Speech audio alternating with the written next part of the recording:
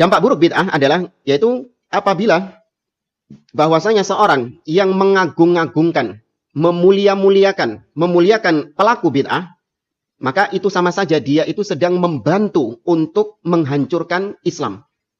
Ya, ada orang menghormati, memuliakan ahli bid'ah, entah dicium tangannya, atau selfie dengan dia, atau dipuji-puji di statusnya misalnya. Nah, orang-orang seperti ini sama saja membantu ahli bid'ah itu untuk menghancurkan Islam.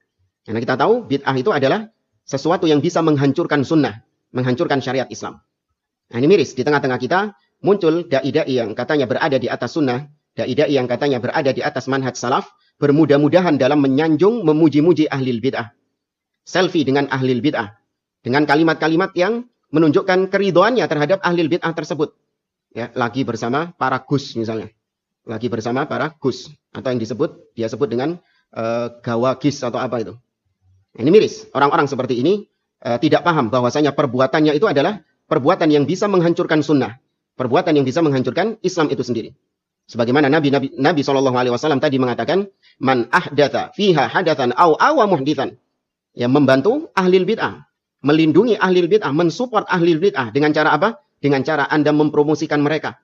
Dengan cara Anda menyanjung-nyanjung mereka, mengagungkan mereka, dan lain sebagainya. Itu sama saja melindungi, mensupport ahli bid'ah. Fal-iwa'u yujami'ut tawqir. Melindungi ahli bid'ah, itu bisa juga bentuknya dengan cara memuliakan mereka. Wa dzalika li anna al-masya ila sahibil bid'ah wa tawqira lahu ta'dhimun lahu li ajli bid'atihi wa syara'u ya'muru bi zajrihi wa ihanatihi wa idlalihi bima huwa asyaddu min hadha.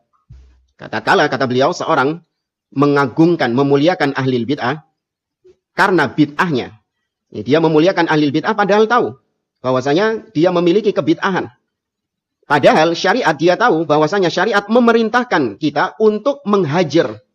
Menghajar ya, bukan menghajar, tidak. Menghajar artinya memboikot ahli bid'ah.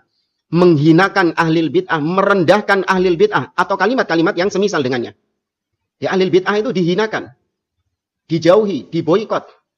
Bukan malah diajak selfie. Bukan malah dipuji-puji, tidak. Tapi diboikot, dijauhkan umat dari ahli bid'ah itu. Fasara tawqiruhu sududan anil amali bi syara'il Islam. Maka jadilah pengagungan dia, pemuliaan dia terhadap ahli bid'ah tersebut, tokoh ahli bid'ah tersebut, itu adalah bentuk menghalang-halangi manusia dari syariat Islam yang murni. Yang menghalang-halangi kaum muslimin dari sunnah Nabi SAW. Wa ikbalan ala ma yudaduhu wa yunafihi. Dan sebaliknya, mengagungkan ahli bid'ah, itu seakan-akan menyuruh, mengajak kaum muslimin untuk ikut bid'ahnya orang-orang yang dia agungkan itu. Wal islamu la yanhadimu illa bitarkil amali bih, wal amali bima yunafihi. Kata beliau, Islam itu tidak akan runtuh kecuali dengan cara kita meninggalkan amalan yang murni dari Islam alias sunnah, dan kita mengamalkan yang berlainan dengan sunnah itu. Ya, kita yakin ya, Islam secara umum itu tidak akan hilang. Akan tetapi keislaman seseorang atau Islam yang ada di wilayah-wilayah tertentu itu bisa hilang. Kapan itu hilangnya? Ketika kaum muslimin, sebagian di antara mereka meninggalkan amalan yang sunnah dan mengerjakan yang bid'ah. Meninggalkan akidah yang sunnah dan meyakini akidah yang bid'ah. Nah, itu keislaman seseorang di situ akan hilang, akan hancur. Wa aidan fa inna tawqira sahibil bid'ah madhinnatun li mafsadatain ta'udani 'alal islami bil hadmi.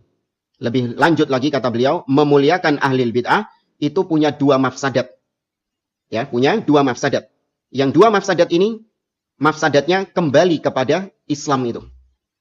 Mafsadat yang pertama, iltifatul juhal wal ama ila dzalika tawqir wa ya'taqiduna fil mubtadi'i annahu afdhalun nas. Kalau Anda mempromosikan ahli bid'ah, ada sebagian orang itu kadang bikin story WA atau ngupload ceramah-ceramahnya, kajian-kajiannya, potongan-potongannya, tokoh-tokoh ahli bid'ah, ustadz-ustadz ahli bid'ah. Yang jelas-jelas dia memiliki penyimpangan-penyimpangan di situ. Diupload sama dia. Ketika ditegur, ketika dinasehati bahwa orang yang kau posting ini adalah ahli bid'ah, dia mengatakan toh isinya kan bagus. Isinya kan tidak bertentangan dengan syariat. Emang potongan ceramahnya ini ada yang salah. Kadang ngelesnya kayak gitu. Membantahnya kayak gitu.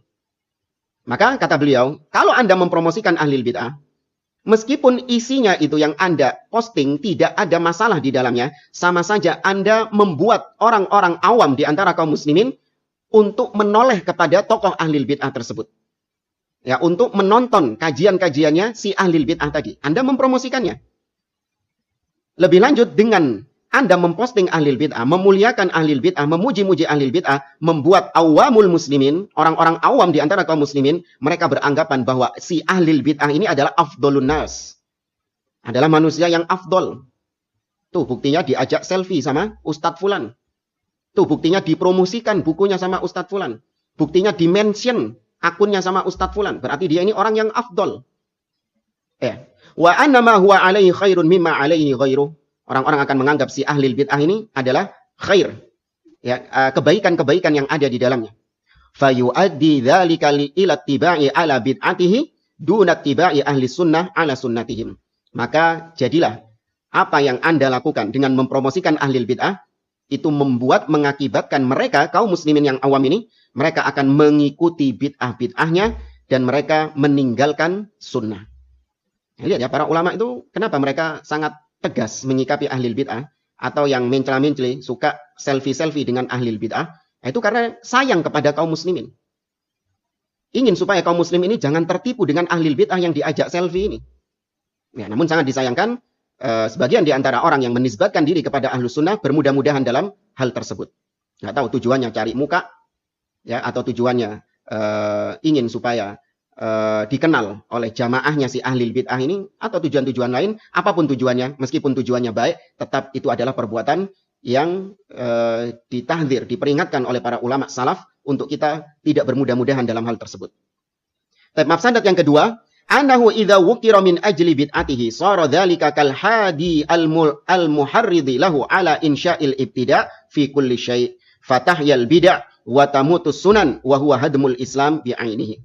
Mafsadat yang kedua, kalau Anda memuliakan ahli bid'ah adalah, yaitu ketika ahli bid'ah ini dimuliakan karena bid'ah yang dikerjakannya. Ada seorang tokoh ahli bid'ah, dia itu diagung-agungkan. Gara-garanya apa? Gara-garanya dia ini memberontak kepada penguasa. Lihat, perbuatan memberontak kepada penguasa, yang itu merupakan perbuatan bid'ah, menjadi sebab si ahli bid'ah ini diagungkan, dimuliakan. Aneh. Sebagian kaum muslimin ketika ditanya, kau kenapa kok begitu memuliakan si fulan ini? Kenapa kok begitu menghormati, mengagung-agungkan si fulan ini? Oh ya, karena dia ini lantang menyuarakan kebenaran, mengkritik penguasa. Oh karena itu. Apa gara-gara itu kau memuliakan fulan ini? Kau mendewa-dewakan fulan ini? Iya. Jadi karena bid'ahnya. Nah yang seperti ini, kata beliau, kalau Anda memuliakan ahli bid'ah karena bid'ah yang dikerjakan, jadilah Anda seperti motivator bagi ahli bid'ah tersebut. Anda seperti memotivasi. Bahasa kita ngobong-ngobongi dia. Untuk membakar semangatnya agar berbuat bid'ah yang lebih besar lagi. Ya, ini diterima ya secara akal ya. Kalau kita ada seorang tokoh ahli bid'ah yang dia ini terkenal dengan bid'ahnya, kemudian kita sanjung dia karena bid'ah tersebut, itu sama saja kita mengharapkan dia berkreasi lagi dalam bid'ahnya. Ayo bikin yang lebih besar. Jangan cuma mengkritik di medsos, tapi ayo kita tumpahkan darah pemimpin. Ayo kita jadikan revolusi negeri ini, reformasi dan lain sebagainya. Dia memotivasi untuk lebih berbuat bid'ah lagi. Maka di saat itulah sama saja dia sedang menghancurkan